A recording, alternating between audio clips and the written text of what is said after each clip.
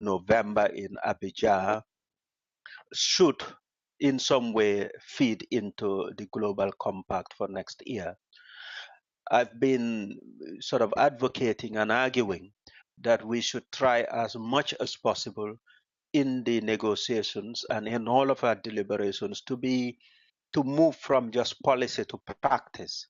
So I'm hoping in the presentations we hear today that we would hear as many practical things, practical suggestions, practical tips on what should be done and what should not be done, rather than making a case that youth entrepreneurship are important. That we all agree. So it's about the tactics, the operations, and indeed the practical things we can do. So that's the context for this important webinar. And thanks again for all of you who are attending. In terms of updates from ADEPT, I really have two main announcements or updates. One is last week, we advertised for 3 positions.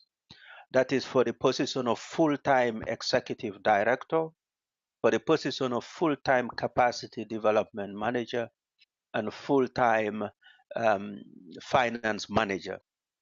These are the first 3 of possibly 6 or 7 full-time jobs at ADEPT, based at our new offices in Belgium, where ADEPT as a permanent platform would be based. So we are very excited about it. Some of you already have seen the advertisement. It's gone on Euro Brussels and Brussels Jobs and other websites. Please circulate it among your colleagues and your networks.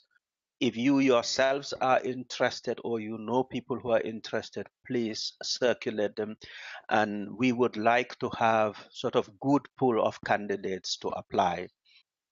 Just to clarify, in terms of the role for the full-time executive director, I myself would remain as a part-time special advisor, maybe doing not more than 1 day a week to support the new team, at least for 9 months or 1 year, to maintain some sort of continuity and to assist the new team to settle in Belgium as a permanent platform. So that's, I think, in the past few weeks, that's the most important announcement we have. That is the jobs. It is on the ADEPT website. Please help us to circulate it and help us to get a good pool of candidates. The second announcement is that we've also announced in the newsletter that had gone out that the registration for organizations to become full members or general members is on, and the idea is to complete it within the months of June and July, so that every organizations that registered as either a general member or associate member would be able to attend the first General Assembly, which will take place in September. We don't know the date yet in September, but we've chosen September because at that time, at least the new executive director would be in position, and she or he would be able to take part in that General Assembly. So if your organization is an African Diaspora Development Organization based in the European Union or in Norway or in Switzerland, and you are formally registered in the country of residence, then you would be entitled to become a member of ADEPT, at least as an associate member. And if your turnover is more than 50,000 euros, then you would be eligible to become a general member. And you would then, as members, you would be entitled to vote and to be voted to office. That is, in the office would be the board of directors. And there would be 11 board of directors, of which 4 of them would be associate members, and the remaining 7 would be the bigger general members. Those, I think, are the main sort of introductory notes I would have wanted to note. Haja, have I missed anything? No, I don't think so. Okay, so you can check whether we need a French summary, and if we don't, I'm keen to hear from our guests. Thank you. Anyone who only speaks French? Y a-t-il des francophones qui ne parlent pas anglais?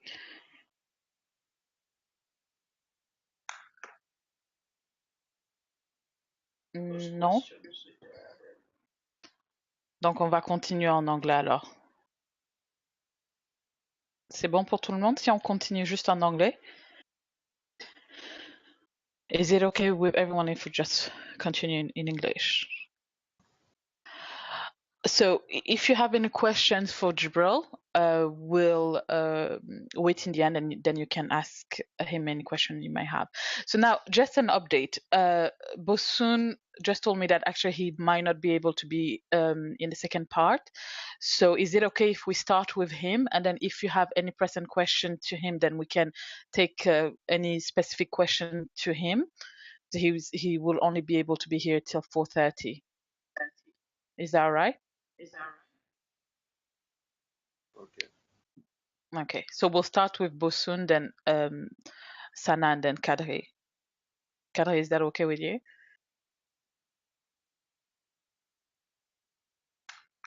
You're muted, that's why. Yes, it's okay, no problem. Thanks. Bosun, do you want to start then?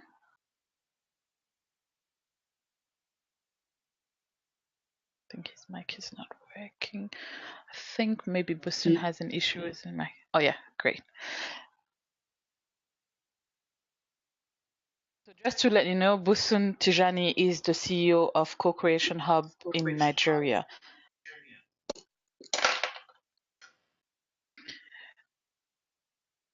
So Bosun, do you want to start?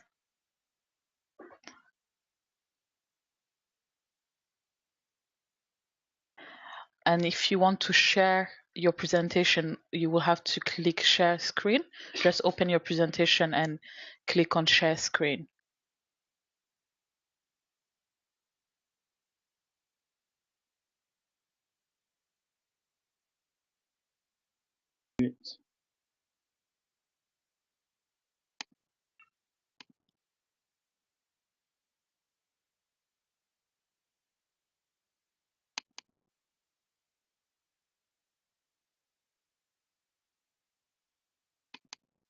So can everyone hear me?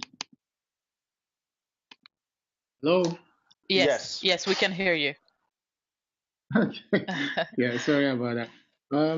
So I'm gonna use two presentations. So the first one is to talk about my organization and what we do, and also share our experience in the last 7 years.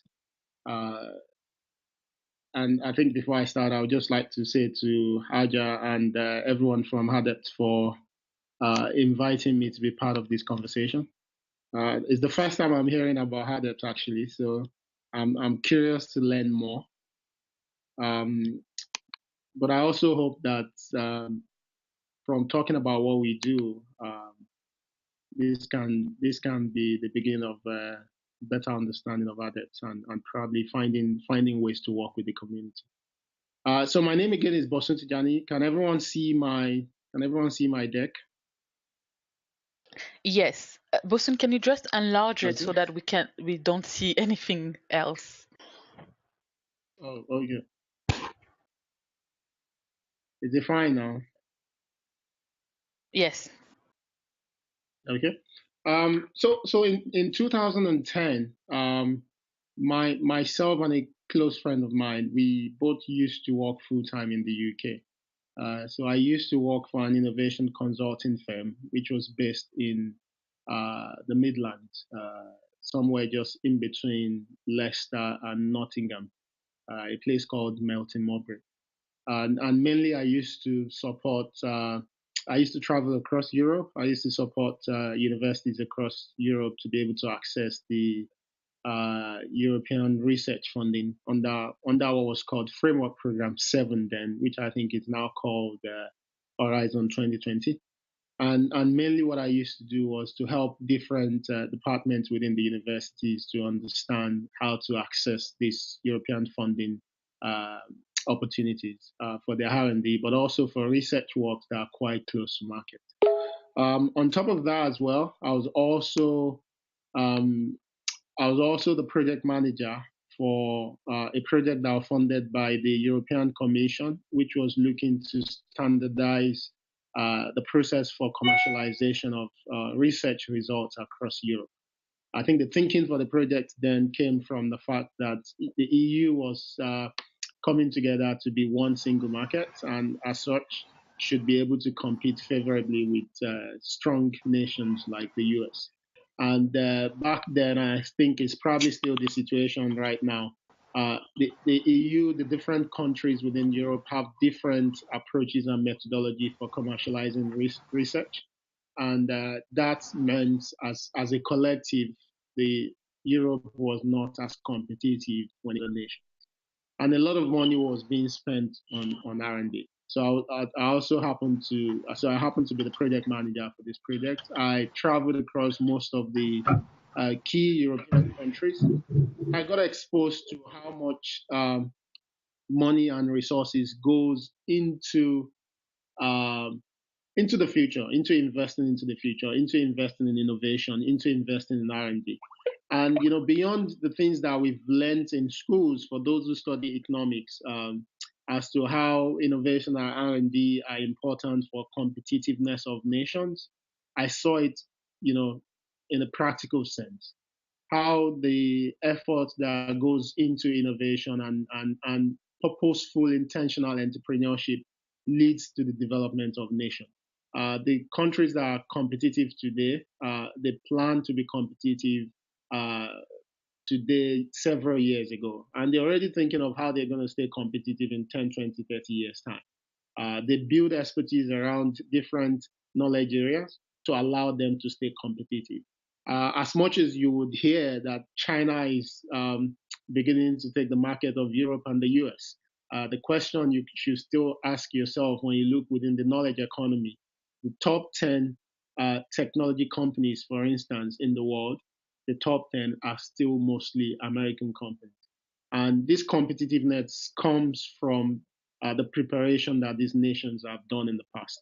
And this was all led me to deciding to leave my job in the UK, return to Nigeria, and start CCUP.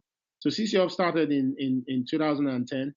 Our sole purpose was to create a platform, to create an innovation center that would accelerate the application of social capital on one hand and technology on the other hand. And mainly the purpose was for economic prosperity. So for those who may not understand the concept of social capital, so the social capital is the gains that you get when you collaborate together, when you get two different people, organizations within a society to come together, apply their skills and try to solve a problem. So the gains that come out of such collaboration is what you may refer to as social capital. And we thought for the African society, we believe in community like so many other nations and countries and continents. But more so in Africa, the community is a strong part of our society. And we thought the best way to move forward as a society will be to find ways for people to collaborate, to solve problems, to build businesses that can actually solve problems, not necessarily social businesses, but for-profit businesses that can solve real problems. But again, we also saw that technology was becoming mainstream. The diffusion of things like internet, the mobile telephony, as far back as 2010 when we started, was really on the rise. And we thought that was a strong platform that Africa can leverage to build businesses on top, but also solve key social problems in the society in sustainable ways. So we set up this innovation center to do those two things: find people who are willing to apply their skills and expertise to build a country and countries across the continent, but also people who are willing to apply technology as well and support them. Since we've started, this is just to give you like a brief introduction on. So we've supported over 75 businesses. We've supported over 75 businesses. Some of them through, so mostly the 75 businesses are through what we call the pre-incubation. So pre-incubation for us, is largely people who have ideas, and we pick them up from idea stage. We invest in them, we give them the platform to build the ideas into product and help them to get to market. And for some of them, as you can imagine, a lot of businesses die at that stage. So most of them don't make it into the next level, which is what we call the incubation. But we've supported up to 16 ventures at the incubation level. For those who may understand and know the work that the Tony Elumelu Foundation does across Africa, which is to invest in businesses by giving them, I think, $5,000 or $10,000 US dollars. That started from CCUp. That's part of what we used to fund the 75 ventures that we supported at the early stage, before the foundation then decided to scale it across Africa. We've had what we may call 5 successful exits, and successful exit for us means companies that have grown and become one of the biggest companies now, employ close to 50 employees. They've raised their own capital. They're one of the really well-known budget transparency companies across Africa. The name is Budget, and we have a few other startups that have been bought over by other companies. We have some that have merged with other companies. In terms of our own resources, we've invested over $750,000 US dollars directly into businesses, but also we've leveraged other people's investments as well into businesses in the tune of about $7.5 million dollars. In terms of some of the businesses we support, the first one, which is Budget, is quite strong and well known within the governance and transparency space in Africa. They do budget transparency. They're quite strong in Nigeria. They hold the governments accountable, but they also work with private organizations as well to help them understand how to present their data and financial data, most importantly, to their stakeholders. They're very sustainable. I think the Gates Foundation just invested about $3.5 million into this company a few months ago. Another one which we're really excited about is Recyclers. They're within the recycling space, where they take waste from Nigeria, recycle it, and sell it to Europe. We also support one that is looking to change the healthcare system in Nigeria and probably expand to the rest of Africa, which is called LifeBank. And LifeBank is mainly focused on ensuring smooth transmission of, say, bloods from blood banks to the hospitals, but also other medical produce as well. These are a few of all the other startups that we support. Beyond supporting startup, we also work on ecosystem development initiatives, where we try to help the government to understand the key issues that needs to be taken into consideration for technology entrepreneurship to be strong in a country like Nigeria. One of the projects we've done is what we call the IHQ, which is a project that led to the development of what you may call the Silicon Valley in Nigeria, which is literally like a neighborhood around the University of Lagos, where you now have over 60 technology businesses in the neighborhood. When we started this project, there were less than 5 technology businesses in the area, but today you have over 60 technology businesses in the neighborhood. The main thing we did on this project was to actually lay fiber optic cable in the entire area, so that the technology companies could get good quality internet to operate. Last year, we also set up our own fund. So we now have fund that lets us invest anywhere, from 100 to 250,000 US dollars into a business, and that fund is called Growth Capital by CCUp. We have the Omedia Network, which is the foundation of the guy who started eBay, investing in this fund. We also have the Nigerian Bank of Industry investing in the fund as well.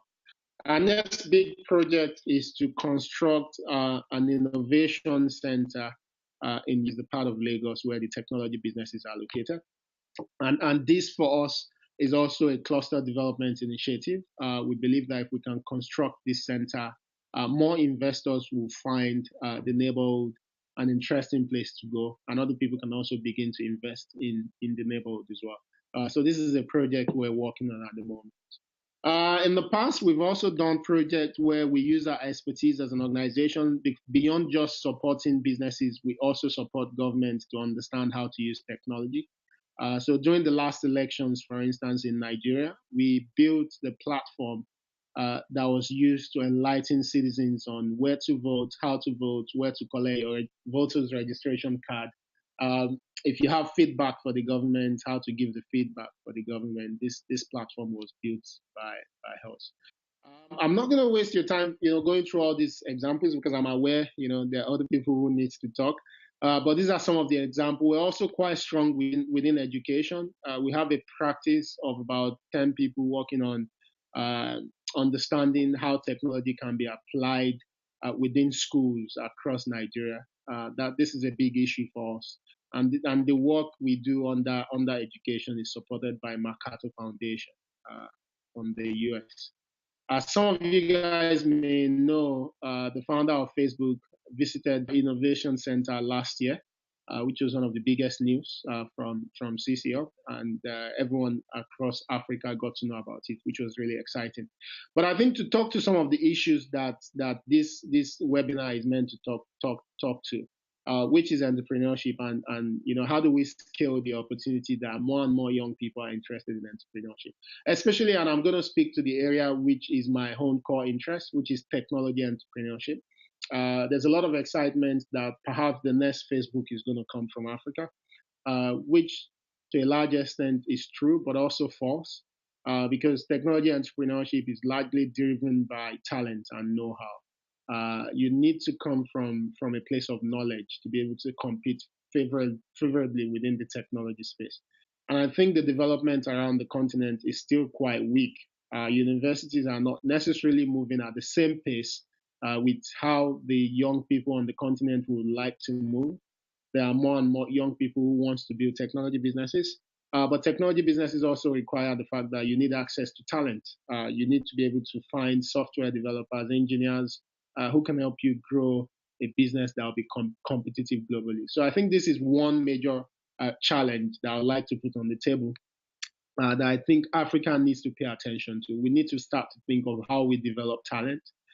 If we don't continue to develop talent, we're not going to be able to compete favorably within the technology space, which means some of the businesses we build would not be able to scale. And if they cannot scale, they won't be able to compete on the global scene, which is going to be a missed opportunity. We hear how the population of Africa is largely young people.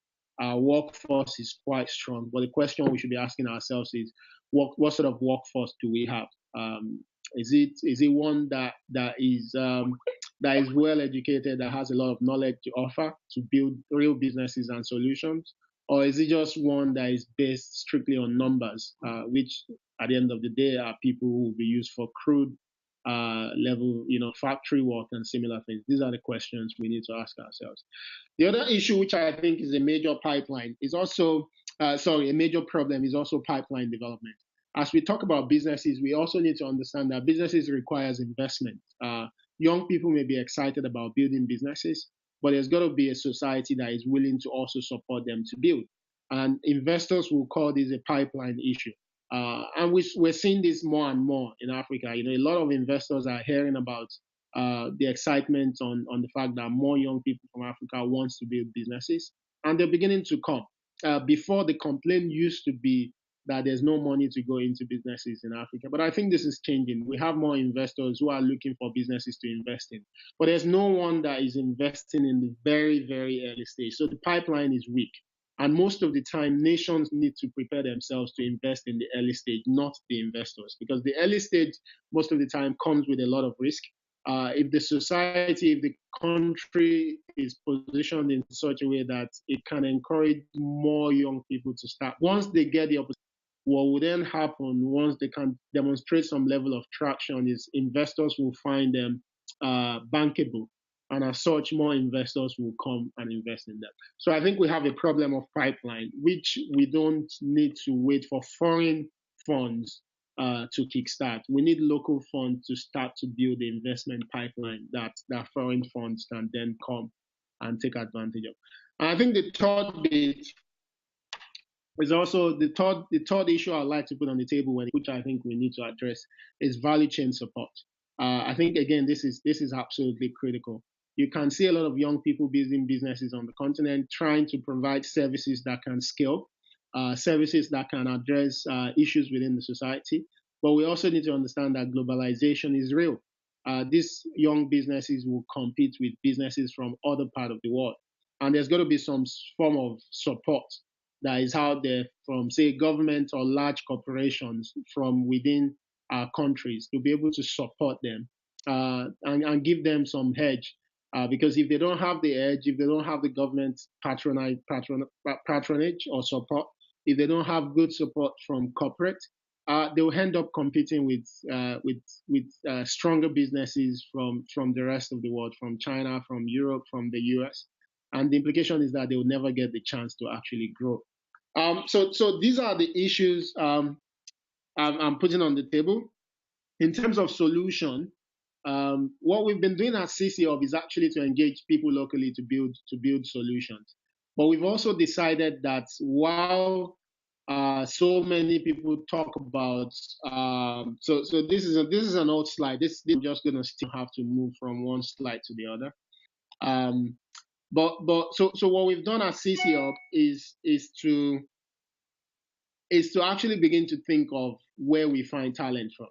If we want to wait for the government to train more people across the continent, I think it's going to take a while before we begin to solve our problems. But there's something which we think is quite useful for the continent that we're not taking advantage of, and that's the diaspora community. I think when we talk about diaspora community, a lot of people just stop at remittance. Remittance is always what people talk about. They see the money that the diaspora sent back to Africa, and it stops there. And we believe that the diaspora community is actually quite strong. Strong in the sense that these are people that are likely well educated. These are people with a lot of expertise. Some of our people in diaspora have strong work experiences as well. They work at the cutting edge of different sectors. So we believe that if we can create a platform to encourage such people to begin to consider building businesses for problems in Africa, that perhaps we might stumble upon a gold mine that will not only create businesses for the continent, but also help us create businesses that can solve a lot of our problems.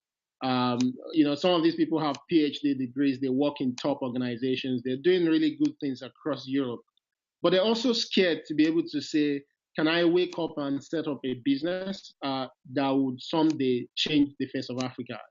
You won't find so many Africans in diaspora taking that move. And there are a few, and there are cases where it can be demonstrated that people have returned back to Africa and they've done really, really exciting things. They've set up businesses that are changing the face of the continent. And some of these businesses are businesses that are also creating opportunities and employment for people as well.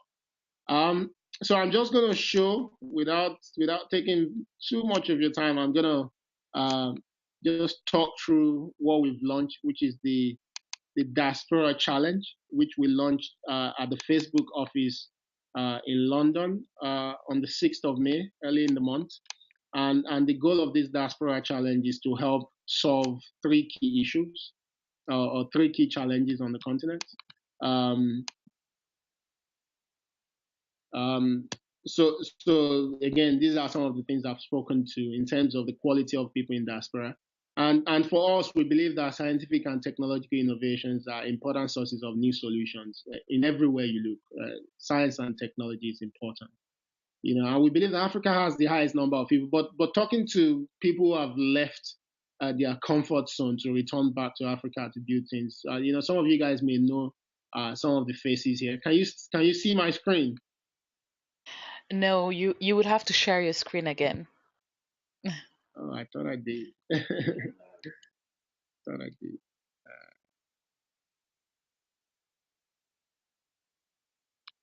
Okay.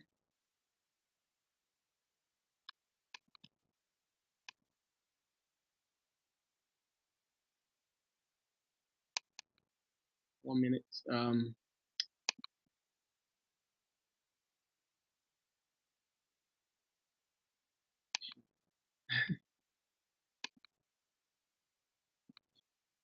Okay, I'm almost there.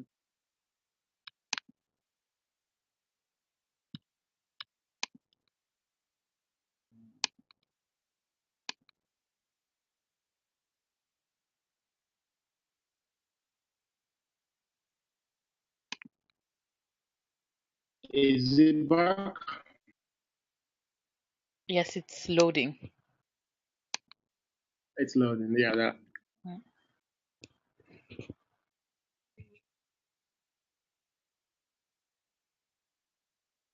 The first Yes, time I we used can see blue it jeans was with Facebook. Okay, you can see my screen. So Yeah.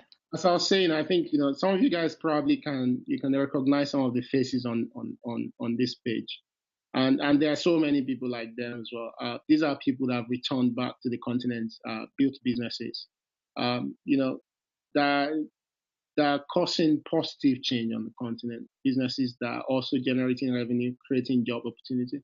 I think the one I'm most excited about is the young man at the bottom. I think he turns 26 a few days ago, or 27. He's a close friend of mine, way younger than me, but he's doing really, really amazing things. He was one of the founders of Andela, which is a company that Mark Zuckerberg invested in. He's left that company and he's founded another company called Flutterwave. For me, the point I'm trying to make with this space is the fact that entrepreneurship is not only just useful for Africa in the sense that it can create job opportunities and add value to the economy. Entrepreneurship and innovation is actually what is going to lift Africa out of our current situation. We can shout, be hungry with the government for as long as we want. If we don't begin to create the innovation and businesses that will change the situation on the continent, I think we're going to struggle as a people. So it's not just a question of opportunity being out there. It's a question of the right thing to do if we want to catch up. And the world is moving at a pace that is really, really fast, and we're still moving at a snail pace. So it's important that we find ways to tap into the best and the best of our talents. And most of them are in diaspora.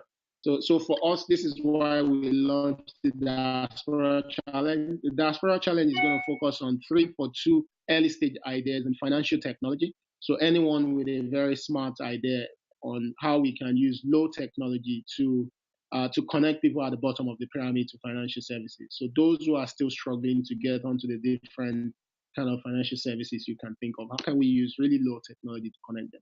Energy is another thing. We all know how energy is a major issue across most African countries. So we're still very keen on finding innovative minds, creative people who may be in the diaspora, who can help us find solutions to how to deliver affordable, reliable, and sustainable energy using new sources, but also use innovative business models to improve access to clean energy, among so many other things. Then the last area for us is education. We want to see a situation where Africa is raising more young people from secondary school age who are interested in STEM subjects. So from anything from biology, mathematics, physics, chemistry, because young people all over the world are not finding these topics or subjects exciting to learn. And Africa in particular is even more dire in the sense that we don't have enough teachers to teach these courses anyways. So we're looking for people who can come up with smart use of technology to teach this subject in ways that kids will find them really exciting. Like I said, what we'll do when we find these people is very early stage ideas, people who just have ideas. Each 2 of them from each of the 3 thematic areas, we'll give them 15,000 USD each to build their prototype. But beyond building their prototype, we'll also help them get into the market to test. We introduce them to partners and organizations who can help them test their solutions. But the moment they're able to, so they'll go through a 6-month incubation period. Within that 6 months is when they build their ideas, when they test. But also once they build and they test and it's successful, they have people using their solutions. They will then be qualified to access funding through our funding scheme, which is the Growth Capital by CCOP. And CCOP can invest up to 250,000 US dollars into some of these businesses. We're also working with big organizations to act as thematic partners on this challenge. So they'll help us with the selection. They'll provide mentorship. They'll provide business advisory. But also some of them are also willing to consider investing further into the businesses as well. I think in a nutshell, this is my presentation. To learn more about the Diaspora Challenge, you can find information. This website is actually not correct. The correct website is www.diasporachallenge.com. So if you go to diasporachallenge.com, you will find all the information on there, how to apply, and the kind of support we're looking to provide as well. And these are some of the partners that we're working with on the Diaspora. Thank you very much for listening to me, guys. Thank you, Bosun, for a very impressive presentation. I don't know how comes you have a bit of time to be with us today, but thank you again. And if anyone has a question for Bosun, please write it down. I have a question, Bosun. So for anyone to be eligible for the Diaspora Challenge, do they have to be only in the diaspora in the UK, or can they be in the US, in other European countries? So when we started, the focus was in the UK, but we started seeing a lot of submissions from outside of the UK, and I think we're happy to consider people from other parts of the world, even though we would have preferred the UK so that we have face-to-face contact with them. Because we've now set up an office in the UK as well. We have an employee here. I'm actually in the UK speaking from the office. So we can also provide face-to-face support. But we're happy to open it up. Part of what we want to use this program to do is also to demonstrate to the larger innovation and entrepreneurship support community that is a big opportunity out there for us to support Africans in diaspora to start to build for Africa. I think a lot of people are still wary. People always say things like, if they've been out of the continent, how can they understand the reality? And I think from what we're finding, we think this is actually not true. Africans are still quite connected. Africans want to know what is going on the continent. Africans keep their tab on everything going on. And the role that we want to play as well is, if we find someone who has good expertise, we would like to hold their hand and help them figure out how to be able to do business in Africa. It's not as difficult as people always talk about it. You know, people will tell you, you know, you need to know people is corrupt. Obviously, but we've been doing business in Africa for the last 7 years. When we started, we didn't know people locally. I'm from Nigeria, but my parents didn't support me to be able to navigate the waters to do my business. I had to do it myself. And once you have your own principle, it's always easy to get things done. And so we want to help more people to do that. Great, thank you. So I have a question from Julien, who's asking, I just moved from London to New York. Would you consider a similar effort in the US?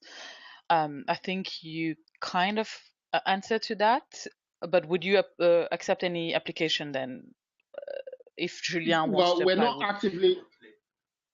Yeah, if Julian wants to apply, we'll be happy to look at Julian's application. We're not actively promoting in the US. Actually, we have a plan to launch Diaspora Challenge US early next year. Once we've started this pilot and selected, but we're also happy for people to apply from the US. But so if I understand the question, whether the question is, will we consider the same initiative in the US? Yes, we have it in the plan. We're discussing with USAID to be able to launch the same thing in the US. But also people in the US, if they apply, we'll look through the application.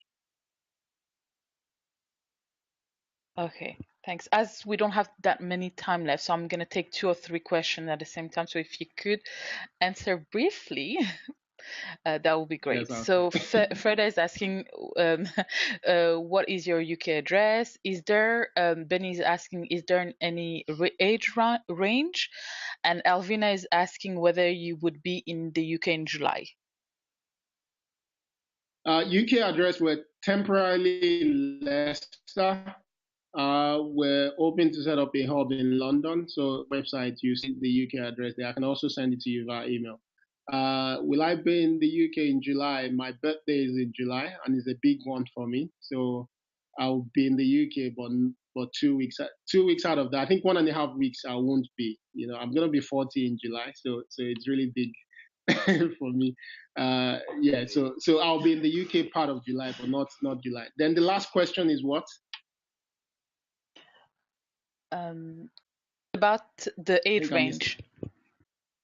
Oh, there's no The age age range at all. range. Anyone, no age range at all. Anyone with anything exciting that can solve a major problem in Africa, but also be sustainable, make money.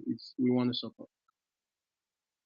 Okay, just one thing. So, ADEPT is actually run by Effort. So, Bosuni said that you weren't familiar with ADEPT, but you're familiar with Effort. So, it's pretty much the same people.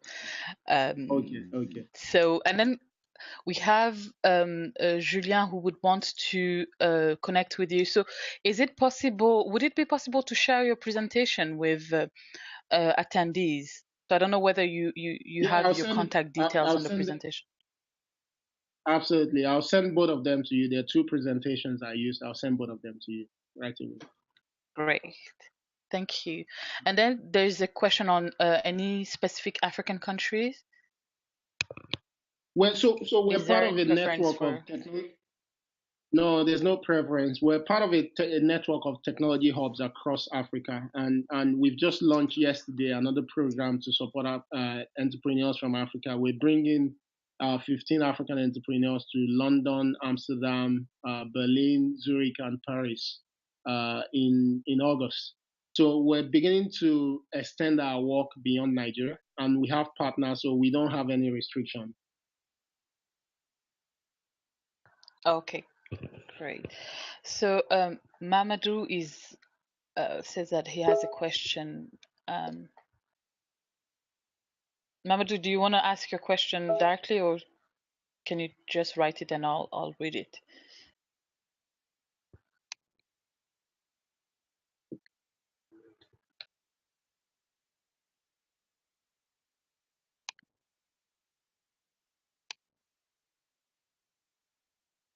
Go ahead, Mamadou.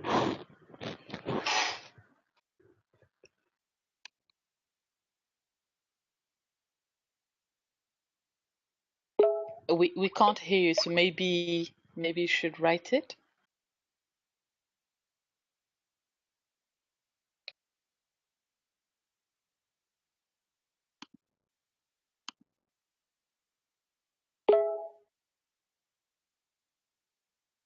Okay, in meantime, someone else sent a question.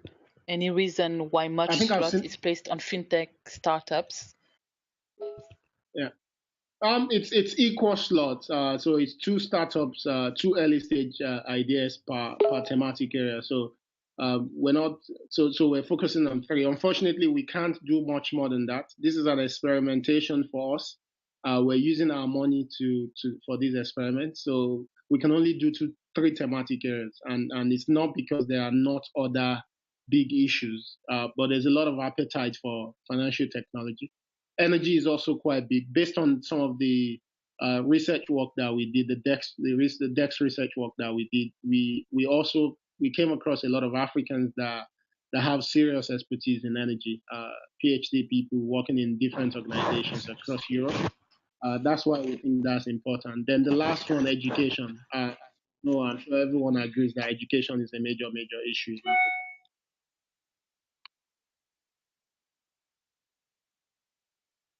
Okay. And in terms of consider for just individuals, both we're happy to consider both. I think what's important to us is that you can demonstrate know-how, that you have the technological understanding of how to build the solution you're proposing. And a team will be better, but if you're an individual, will also consider. Okay, and thank you very much, Boson. And just the last question, your investment, is it mainly equity or loan or a mix of the two? For now, we only have the capacity to do equity because, again, it's really early stage, right? So loan is, we think loan at the early stage, because most of the startups will die anyways at the very early stage. A good percentage of startups die. So, and we don't want to put the entrepreneur in such a situation where they are indebted to us if the business cannot. So we take the risk. It's a risk. So it's mainly equity at this stage. And what sort of percentage do you take? It depends. It depends on the structure and the level of support that we need to give. But we typically will take anything between 4 to 7, 8%. We hardly go beyond that because part of our principle is that we want the entrepreneur to be able to own a major part of the business, and that way they are motivated to continue to work on it. Okay, thank you very much. Thank you very much, Busun. So no, we will leave you go now. But just to let you know, we're recording the webinar, so I will be able to share it. And if there is any questions, if you send me your presentation, then I'll share it with participants, and which will enable them to get in touch with you. So I'll send Fantastic. you the video as soon as it's there. Thank you. And sorry, Sana, and the other presenter that I'm not going to catch your Kadri. Yeah, sorry, Kadri, as well. That I'm not going to catch your presentation, but I'll definitely watch it because I'm interested in learning more about what you do. Great. Thank you again. Have a nice afternoon. Thanks. Bye. So now we will go to Sana.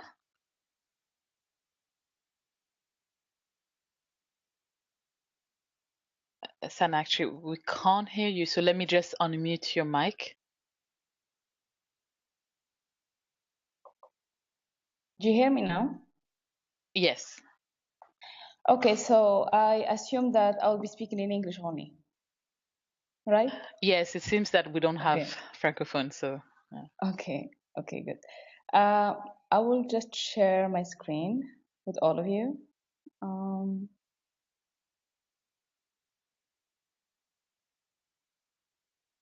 Can you see something?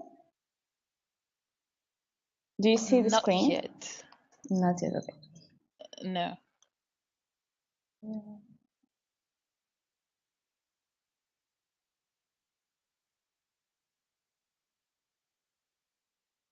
Now? Yes, it's loading. Okay, perfect. You will just have to enlarge it. It says I'm sharing the screen now. Yes, you will just have to enlarge it so that we can see just the slide, not the content in the background. Okay, I'm sorry.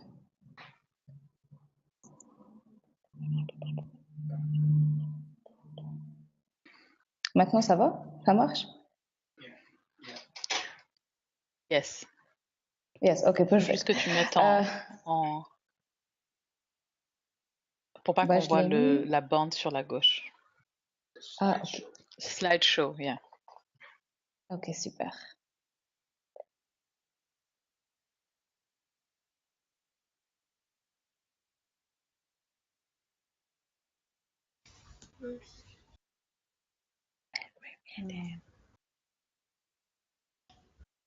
Voilà. Okay, first of all, thank you so much for your invitation. I would like to thank ADEPT and International Organization for Migration for this invitation. I had the opportunity to work closely in a project with ADEPT, and I'm a fan of their work and their ambition to participate in a way or another in the African development. So my presentation will be very different from the last presentation. Womanpreneur is a non-for-profit organization, and what we do basically is just supporting early stage female entrepreneurs from specific region, which is the Middle East, North Africa. So our slogan is Womanpreneur, where women flourish and grow. So basically what we're trying to do is just creating a network where women can access to just feel free enough to share their challenges and figure it out through other female entrepreneurs, stories of success and encouragement. So basically, I've been asked to prepare a presentation. What I have been doing for the last 4 years is just discovering ways of supporting females and women in this region to kind of find ways to empower themselves. I was very fortunate enough to work with an organization in Paris which worked on women entrepreneurs. So I had the chance to travel to some countries in the Middle East, North Africa, where I met many women who are very inspiring in their own ways. Most of them come from marginalized areas, and they faced a lot of struggles to set up their own businesses. And as you know, in the region, Middle East, North Africa, 50% of the population are women, and only 16% of them have access to the labor force. And many of them try to figure out solutions to how kind of sustain their lives. And informal labor or market is one way. So I discovered that many women in that region are some way and somehow entrepreneurs, although they don't know that they are, but they work in informal market because they don't have access and they don't have enough services. And the environment is so unequal and unjust that they do not have the same possibilities as men. And I met a very inspiring woman who comes from Palestine. Her name is Abir Abu Ghait, which is, her organization is Partner of Womanpreneur, who's very inspiring in the sense that she comes from very conservative area where she was not even allowed to kind of have education and then work. Her father agreed that she can kind of finish her studies, but it was very difficult for her to get a job. And then she set up her own business. And that moment I discovered that really, if there is any way to empower women, at least practically speaking, it's through business and entrepreneurship. And that was the start of Womanpreneur.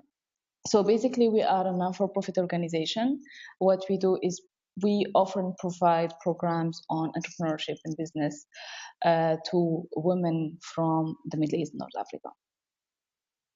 So this is a picture from one of the workshops that I organized back in the time when I was in Morocco. And at this moment, I was trying to understanding the challenges of women from rural areas. As I mentioned, our focus is really women who come from marginalized areas. I'm sorry, from marginalized areas, and who are early stage entrepreneurs. And I had the chance to meet with women like the ones here in this picture, with whom I had a deep conversations and workshops and trainings. And it was very interesting to discover that women from this region, although we come from the same region, but we kind of have different challenges. We do not face the same limitations or the same problems because basically it is a region where regional system actually affects the way we get access to certain things. So what we do is supporting women entrepreneurs to kind of develop and grow their own businesses. We provide them with support through the process of delivering their initiative and their projects. And then we help them to develop their inner power by taking their leaderships to the next level, in a sense where they are inspired enough and they are confident enough that they can, although they might face a lot of challenges, they can still make a change and they can still make a living by establishing a business. This is a picture from a joint event with MC Academy. MC Academy for International Legal Studies, which is an organization based in Brussels.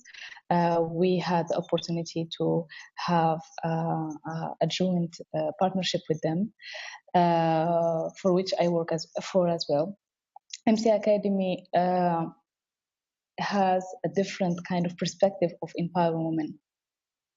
It is more about helping them to see beyond their limits and kind of empower them enough to challenge and question the environment, which is something that we do not really focus on within Womanpreneur, because within Womanpreneur, we're trying to kind of figure out practical solutions for short-term period.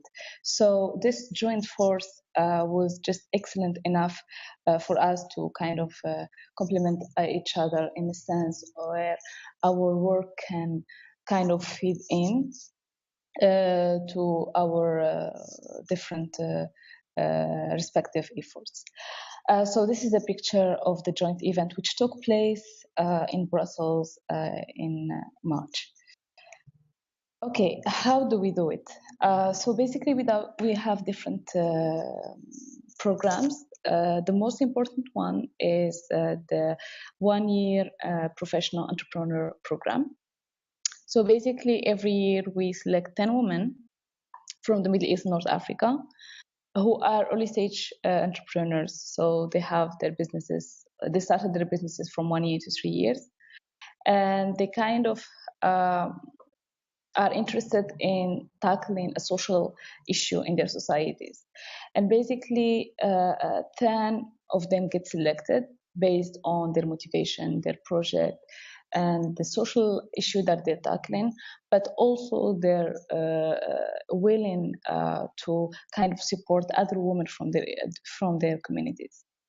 So the 10 women take part of our 1 year program, which we have been developing with Mars Discovery District, which is one of the biggest hubs in Canada. So basically, the program is divided into 3 phases. The first one is 5 weeks training with the Mars. So basically, our entrepreneurs take part of 5 intense weeks of trainings with some of the best professionals and academia in Canada, where basically they learn about the basic of setting up a business. Because what we discovered is that many women in this region, when they want to start a business, they don't know really which road to take, because basically they don't have enough services, or they don't have equal access to services and opportunities where they can learn how to set up a business. So we thought that it is very important that at least they have to understand at the beginning how to set up a business. So that's for the first phase. The second phase, it's 8 months, kind of daily or weekly meetings with local mentors. So basically, we associate our candidates with a local mentor who can meet up with them in order to train them in certain kind of issues that they have. And after this phase, there is like group sessions where we have this woman to kind of try, first of all, to meet each other, and then to participate in group session on how to use technology to boost your business, financial literacy, and then we invite women who are inspiring from that region to share their own experiences with these women in order to inspire them that although it might seem very difficult, but it is possible. So that's for the first program. The second thing that we're working on at the moment is we are developing a platform. This platform will be actually open for women from this region, where they can access to opportunities, including knowledge and different opportunities that exist in the field of business and entrepreneurship. Because what we've noticed is that there are a lot of platforms for young people, for example, but not specifically for women, and not specifically from the MENA region. So basically, we were thinking that this platform can kind of facilitate access to information for these women. And the other thing within the platform that we're working on is something called Women of the Middle East. and Women of the Middle East, it's a platform where we kind of share different stories of inspiring women who come from this region, and we feel that it is important to share their stories for an objective which is inspiring other women from that same environment, where they can see that it is possible that another woman who just like her, who come from the same environment, made it, and she is successful and she set up her own business, but also to break the stereotypes around women from this region.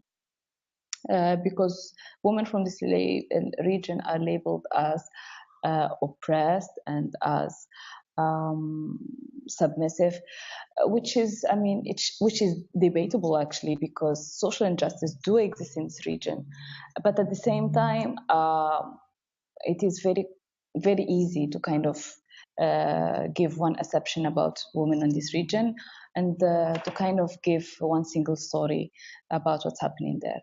So, so this is for our activities. This is picture from our event with MCI Academy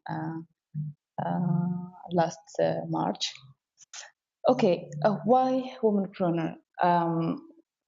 Why womanpreneur? Whenever I try to answer this question, people feel like very, I mean, I get very strange impression, because I associate womanpreneur with something very personal. I mean, I grew up in Morocco, and I have seen a lot of injustice toward women. And it was a little bit, for me, I've always felt like responsible to do something to support women from my environment and women from my community. And so really, I mean, the objective behind womanpreneur is just to create a space where women can really be free, and they can be critical, and they can really question their surrounding and try to do something with their own life. So that's the reason behind setting up womanpreneur. Here, this is some pictures of our candidates this year who come from different countries. Something I haven't mentioned is that when we select our candidate, we select them and we try to have like very diverse group. So basically, we select. We try not to select.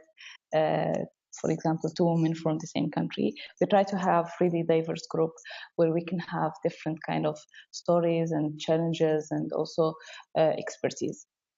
So this year we have a woman candidates from Jordan, from Morocco, from Egypt, from Yemen, from Sudan, and from Tunisia as well. And we have an interesting success story, which is the story of Azza. Azza, she took part of our program, and with the help with some of our local partners, she succeeded to export her products to the UK, which is something that seemed to be very difficult and impossible just like 1 year ago. And now Azza is kind of reaching a global market, which is something that we really kind of celebrate and we feel very proud of.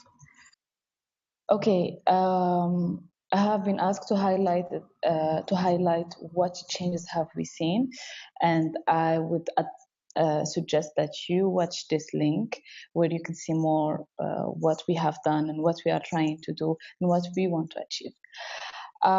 This is our contact details if you want to reach us. And concerning the question of the issues that we do face in the continent, which do not really help to foster entrepreneurship, I would just highlight it in 4 points. The first one is institutions, specifically educational institutions.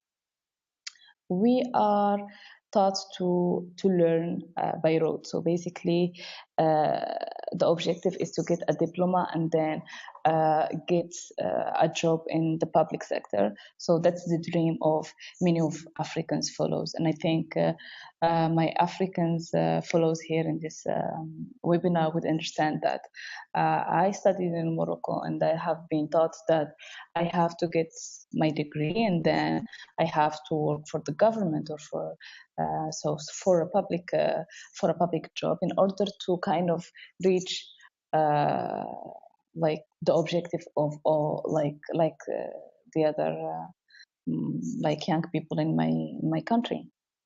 And then afterward I discovered that that's the reason why we really lack creativity and innovation in our continent, because we do not meet the needs of the market. We seem to learn by heart, and we're just like machines. And then we lack really creativity and expertise to really take the economy to another level.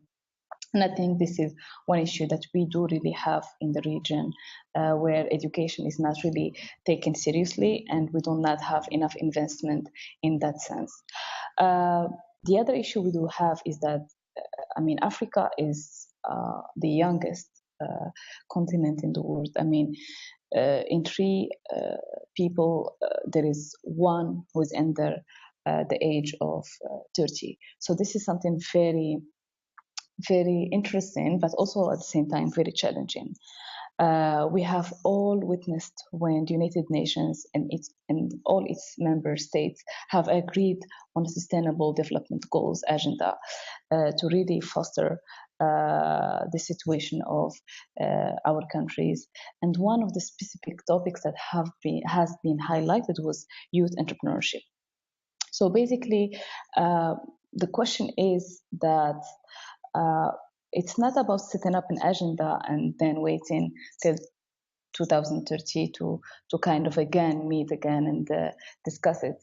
The focus should be questioning how to really reach this far ambitious agenda, which is setting up the right policies and setting up the right infrastructure and setting up the right resources for these young people to kind of live in an environment where they can grow. Africa today has big issues with providing jobs to millions of young people. And I think this is where entrepreneurship can play a very important role, because across Africa, the necessity really creates invention and innovation at the same time. It's the mother of invention. It's the reason why you're trying to kind of figure out solutions in order to survive.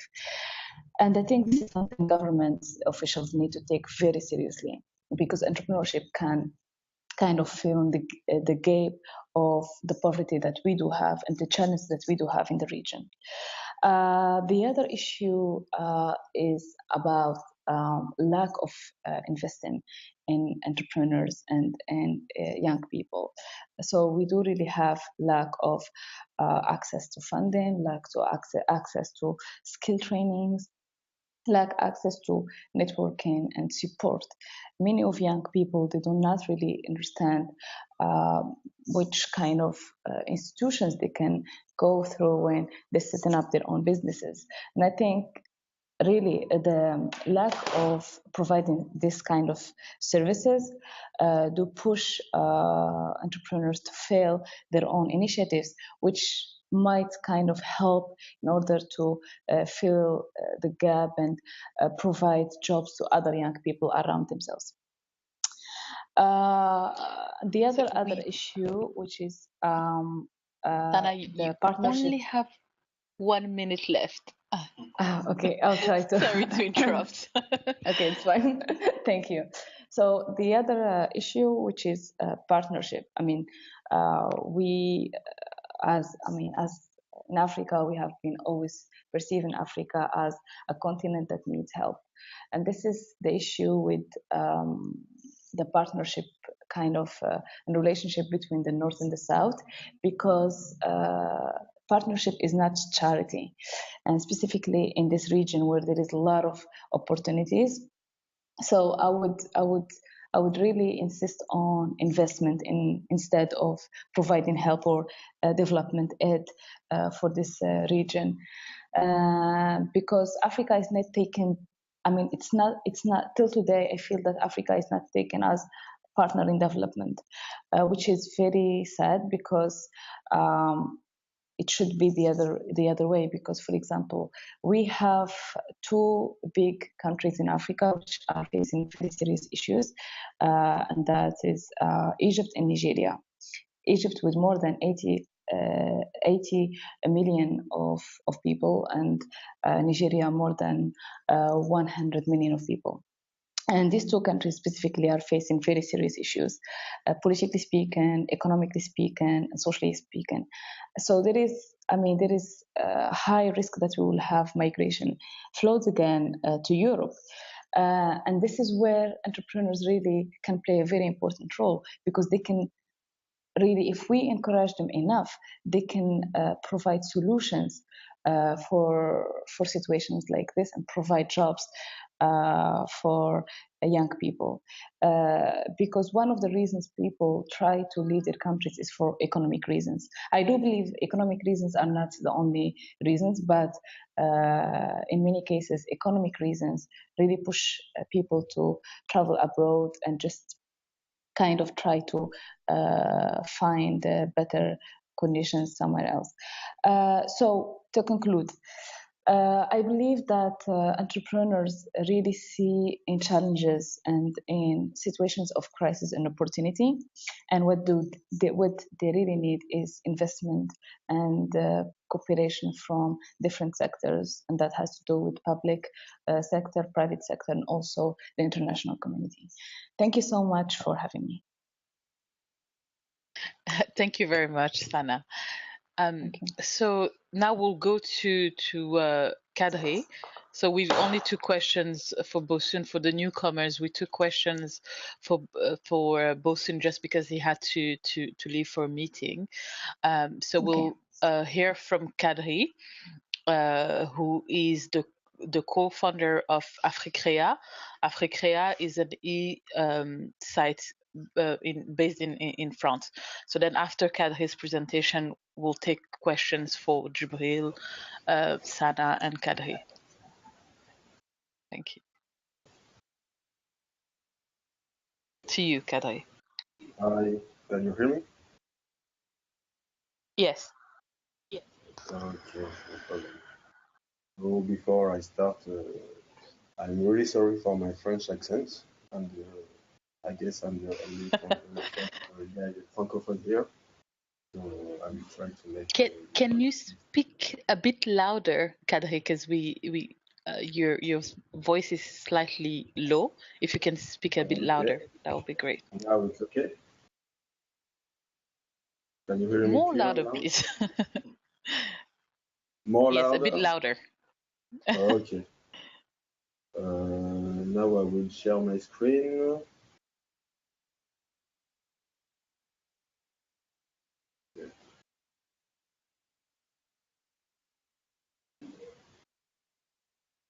Can you see the presentation? Yes. Okay. So hello everybody, I'm Kadri, the co-founder of the website africrea.com. And in Africrea, we're trying to solve 2 types of problems.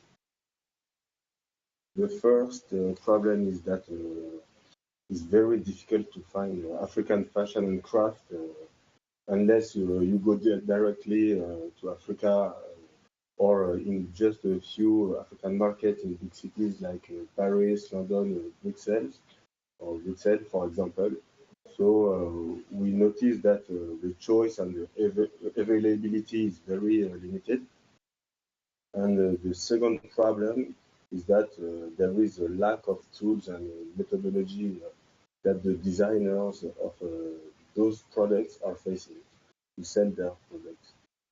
And that's why we made the decision to create Africrea, which is a marketplace that allows sellers to create their online shop and offer more than 15,000 products to a community of buyers passionate about African inspiration.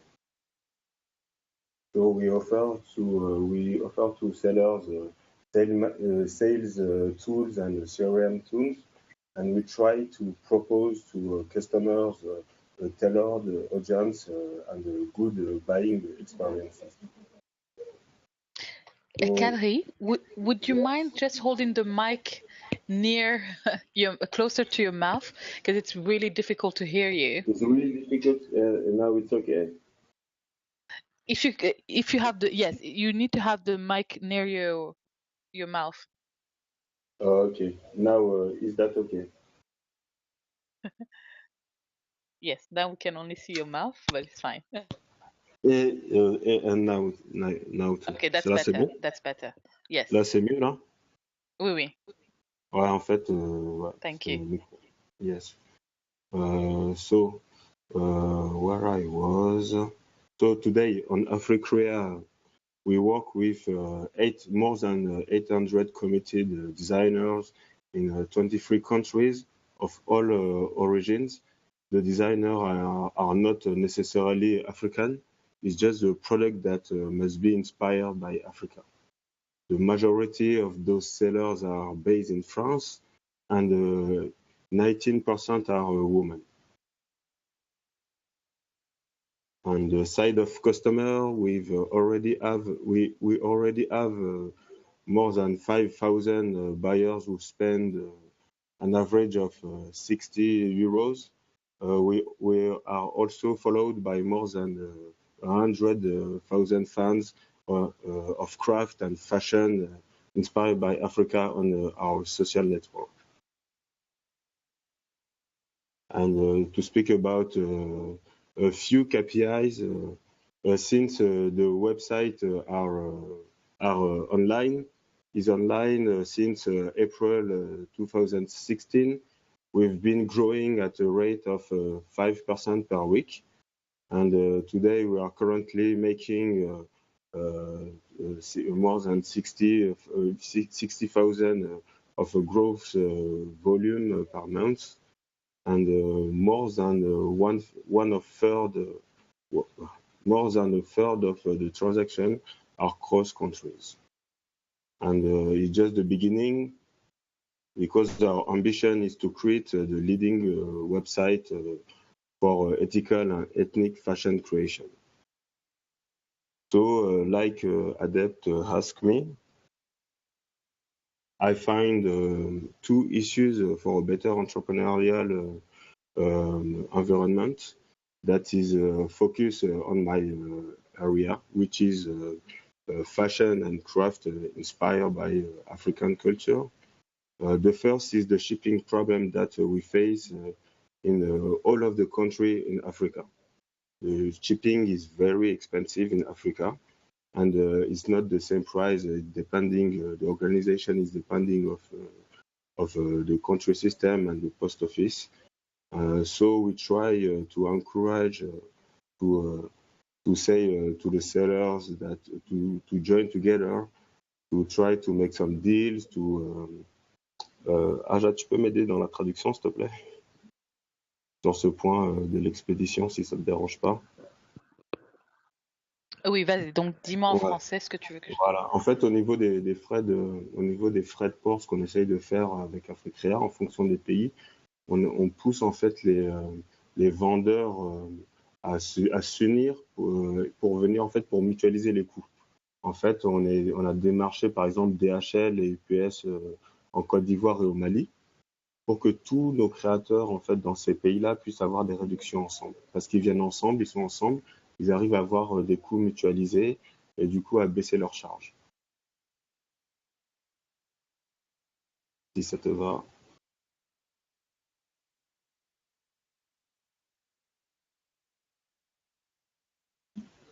Allô, tu m'entends? Oui, allô? Oui. Okay, so Africrea asked different designers and creators in different African countries to come together and work together and go to shipping companies and associate so that shipping companies can provide them with lower shipping rate. So Africrea has established partnership with shipping companies like DHL, so that it gives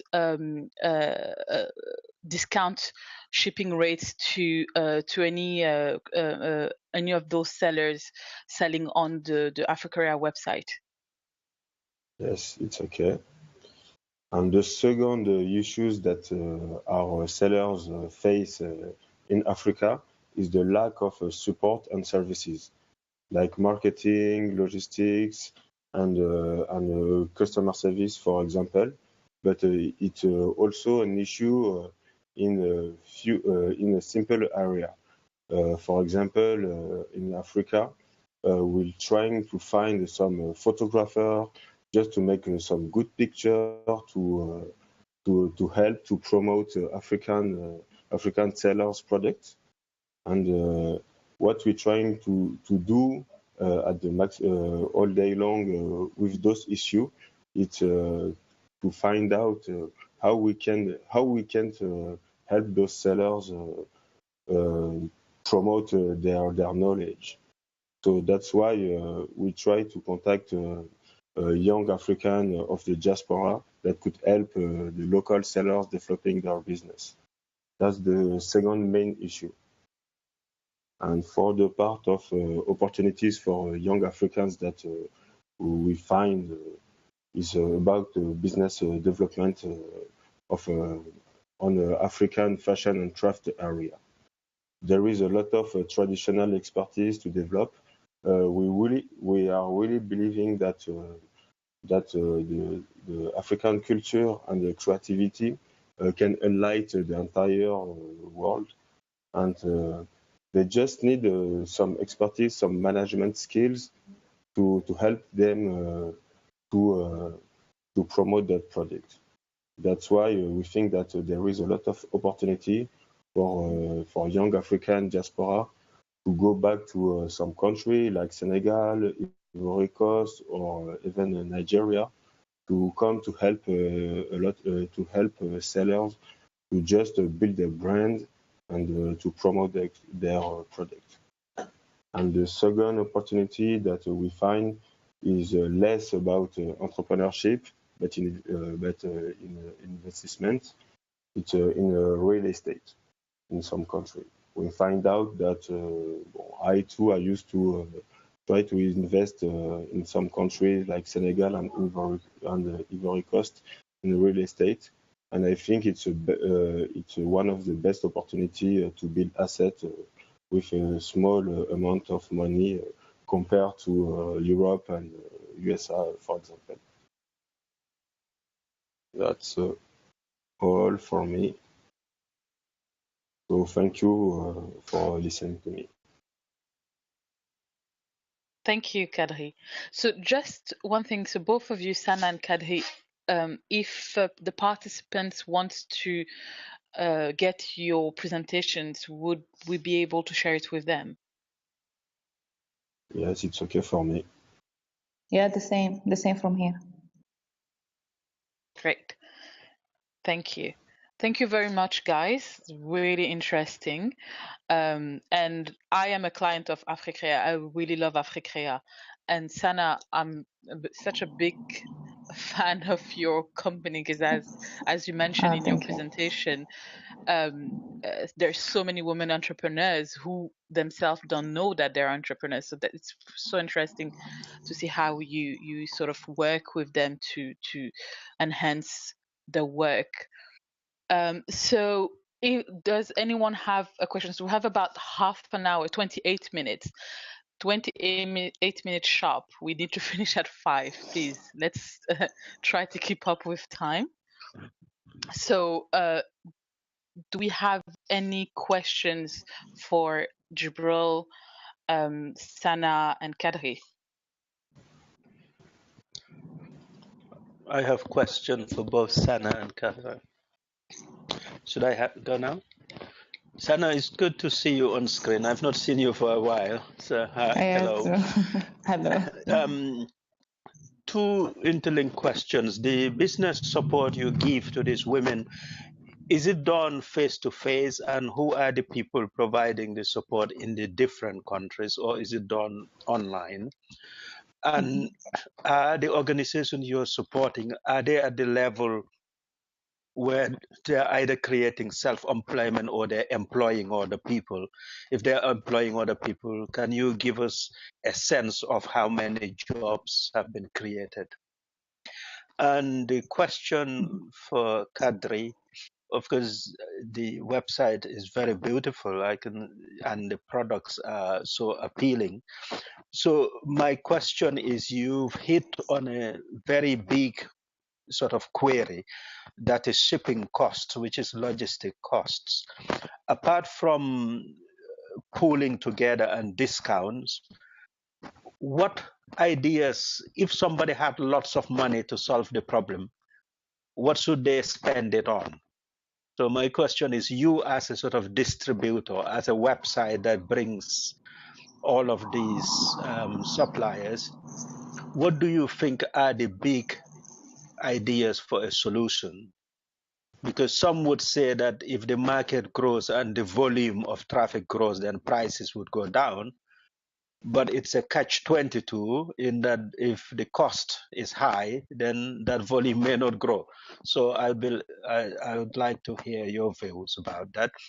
And second question, again linked to your website, it's only about 1 year old, but what do you think you have to do to achieve the ambition you put, that is to be the leading sort of website for ethnic and ethical craft and art products? So those are my questions. Sana first. Okay. Thank you, Jibri, for your question. Indeed, it's great to hear your voice. It has been a while. For your first question concerning the programs that we provide, it is indeed divided into online kind of programs with Mars Discovery District. And for the other part, which is like face-to-face workshops and trainings, which is done through our local partners. And for the question about the entrepreneurs that we train through Womanpreneur, they actually, most of them and all of them, they are early stage entrepreneurs. So basically they are trying to figure out their best ways to establish successful business. They are, many of them, they are really working in small community of women. So basically they are empowering each other, but they are very small group indeed. And the objective is that afterward, once they get trained by Womanpreneur, and then they kind of have more access to certain services and certain opportunities, they can by then empower other women from their communities. I hope I answered your questions.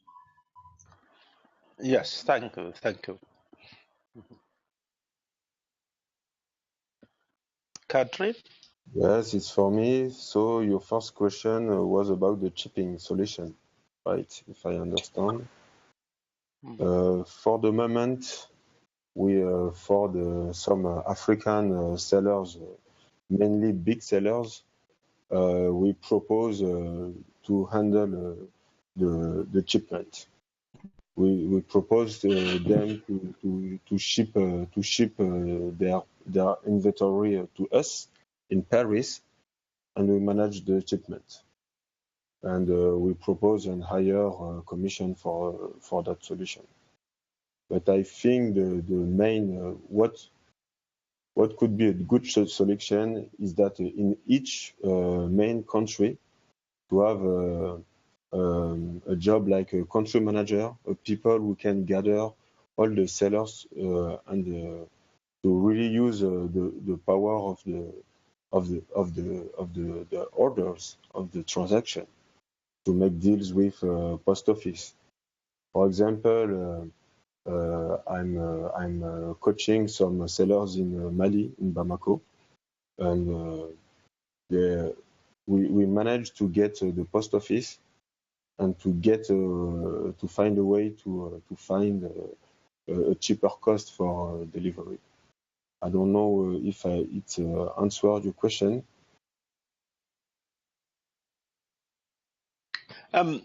Partly.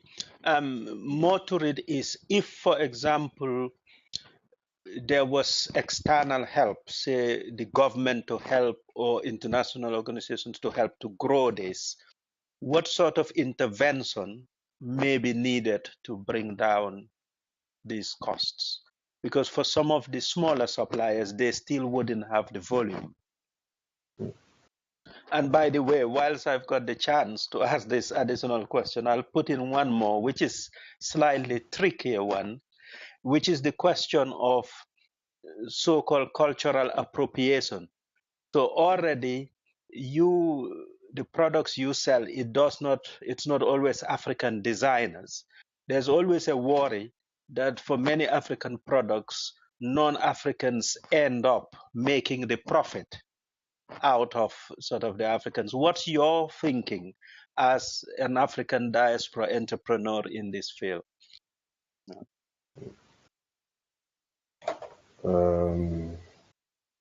So for the solution, if for the external solution, I think it's my just point of view. Subvention of and intervention of the government of a country may help big time. Yes, I think that if you can find some government help, like subvention, like they do in Europe, for example, that could help to have a low price for the shipment. Mm-hmm. And about the cultural appropriation, yes, it's true that all the designers in Africa are not African, but for us, it's not the most important thing. Our focus are really in the African culture. We want to prove is that African culture can enlighten everybody in the world. You don't have to be an African to love African culture, to want to work with African craft, African print, African goods. Thank you. You're welcome. And your second question, it was about. Can you repeat, please? What was my other question? I've forgotten. You forget. Oh, no. It was about how you would develop your own business. It's only 1 year and you have a big ambition. Yeah. Okay. We want to first build our business in Eastern country. Now we are attacking the Europe and we're growing Europe. And after we want to conquer the USA, for example. We really want to have a big place, to have a leadership place on country like Canada, USA, because the infrastructure is already there, and we can make more money and and make big experience to after go in Africa to build infrastructure there. But that's our way to see things. Okay, thank you. You're welcome. Okay, so we have a couple of questions. So maybe I'll read all the questions to Sana first, and then the questions to Kadri. So Sana, Benny is asking, do you intend to expand beyond the MENA region? And Mamadou is asking whether what kind of activities women are moving their enterprise to. Is it possible, to use the successful woman experience to help our women in Morocco? And 3, what about the cultural problem in Morocco for women to have initiative or businesses? Okay, thank you for both for your questions. For Bene, We are very focused in the MENA region actually. So basically, when it comes to building, capacities, activities, it's gonna be focused on females coming from the Middle East and North Africa. Although for the platform, we have a section for voicing your voice, which will be open for female entrepreneurs from the global. Okay, for Mamadou, in what kind of activities women are moving their enterprise? Okay, I didn't really understand the question very well, but I'll try to answer. I think he's trying to find out what kind of businesses do you sort of encounter the most? What are the areas of the women's businesses? Okay, it is very interesting that within this first year edition that we launched, we actually have women who work in different sectors. But if you ask me about my personal observation, I would say that women tend to work more on handcrafting products and in farms, specifically in this region. Is it possible to use the successful women experience to help our women in Morocco? Okay, I didn't understand also this question, but I think what you're trying to say is whether sharing successful stories would help other women from different kind of backgrounds. And here you mentioned Morocco. I do believe that we always can learn one thing or another from someone's experience. So basically, that's why we do have that platform of Women of the Middle East, because then we can feature different stories of women from that region, and anyone that access to that platform can learn something from it. What about the cultural problem in Morocco for women to have initiative of business? Well, cultural problems do exist everywhere in Morocco, and I think in all the other countries in the region, the Middle East or Africa. And I think that's the most challenging and interesting part, is when you see a woman who comes from very conservative and very limited environment and still succeeds to kind of establish a business. So that's the interesting part actually, is that how these women really kind of confront this cultural issues, because it's very easy to give up. Thank you. Thanks. So, Kadri, Mamadou is asking, without a platform for sellers, is it possible to ask and find solutions about the wholesale fees? I think that it will be more easy to create this platform in order to see in what way young Africans from the diaspora can help local sellers. And Yes, also about the lack of... Okay, go ahead. yes, for this solution, for now it's possible to ask for wholesale fees, but there is no really technical solution for that.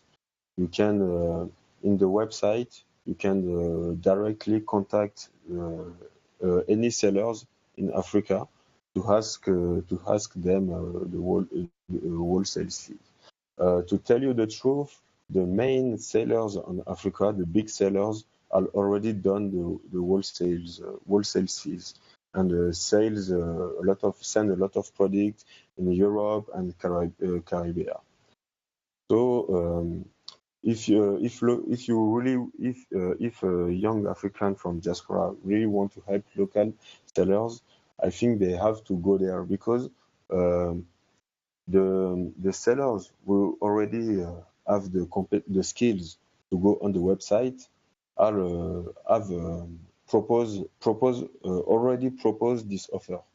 But there is a lot of sellers, artisans that have not the skills to build a website, to understand marketing, all those things that just sell products in the market, and are depending on the tourism that have no solution for that.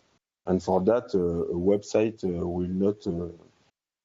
I think it could be difficult to build a website, a platform, to make them to make the contact. That's what I think. And for the about Yes, lack and of support. he was also asking whether you would develop training about marketing and other kind of skills to tackle those issues. Yes, we already do that. I make a workshop for sellers in France. The thing is that for money reasons we are too small for the moment. But we're doing training in Facebook, in social media utilization. We are providing photo shooting for products, and we are training for selling too. But for the moment, it's just in Paris. Sometimes in London, when I have the opportunity to get contact and to make it online. But for Africa, we try online training, but I have to tell you it's quite difficult. But we try to do that more and more. But we already do that in France. Okay. So Alice Esushi, who's based in Kenya, actually, is asking whether, Kadri, can you kindly respond to Jibril's question on ensuring that sellers receive what they deserve and are not exploited? Okay. To tell you our business models, the sellers open their online shop and upload their product only for free. We just take a 10% commission. And they took the 19% of all the price. So I think it's quite fair, and it's a good deal for sellers. But Kadri, I'm quite interested in the fact that, for instance, if a seller in Mali provide the same product Yes. as a seller in France, would you go for Yes. the French seller, or would you go through the trouble of going with the Malian seller? What would you prefer to sort of deal with? It's really easy because we are not choosing. Everybody is free to open the shop. It's current to see. It's mainly in Senegal to see Senegal people propose the same product of French people. We are not choosing. It's just the client that choose the product. After and the thing is that sometimes people who are in France are propose a product that are cost more, and in Africa is usually cost lower. And the main advantage of African is they often can do a tailored offer, faire du sur-mesure pour la traduction. Tailored offer. So, yeah, tailored offer. So for us, it's not a question of choosing. It's just a different offer. You have some customers that want to buy only made in Africa, and you have some customers that want an European services and logistics. So for us, it's not a question of choice. Okay. Thanks. There's another question for Sana. Sana, what role does religion play in liberating or freeing women to find their individual talents, whether in the area of business or otherwise? Very interesting question, which can lead to very long debate, I think. Thank you, Adnan, for the question. How can I answer this? It is very complicated to kind of just give an easy answer for this. it is perceived from different kind of perspective. For example, when I travel to different countries in the Middle East, I try to kind of have an insight from women about their perception about religion and how, the impact of religion in their own freedom. And somehow, many women do believe that religion kind of provide them with a special place in society because they believe that it is somehow a pushing factor to kind of claim an economic independence, just because the first wife of the Prophet was a working woman. And so many women in that region do take the first wife of the Prophet Khadija as an example, actually, and as a model. And at the same time, in that same environment and society, you do see a lot of attitudes, cultural attitudes, religious attitudes that are presented to women. And women do believe that it is an essence from the religion, and somehow they have to accept it. So I'm not really sure whether religion has kind of play an interesting role in liberating women, because at the end it depends how women consume the religion itself and how women do see how the way they see religion. But in my own and personal views, I do see religion as something very complicated, and I do see it as sometimes could be a factor that does not really enable women to kind of grow and develop, specifically in an environment where religion has been interpreted in many and different subjective ways. Okay. Thank you. That's a really good answer for a very difficult question. Thank you both. If there is no other question, we will end it here. So we're only 4 minutes before 5:30, so we're in time. So yes, I don't think there's any other questions. So thank you very much, everyone, and especially Sana, Kadri, and Bosun, who was here earlier. As we mentioned, so we're doing this regular webinars in partnership with IOM, and we will be publishing the video on our website, on ADEPT's website, and on IOM's website, and we will be sharing it on our social media. So if you want to watch it again, if you want to share it, don't hesitate to do so. We will I will send a notification to everyone who participated to let them know when we publish it. And I will also share, if you want, of course, the presentations of Kadri and Sana and Bosun as they agreed to share it.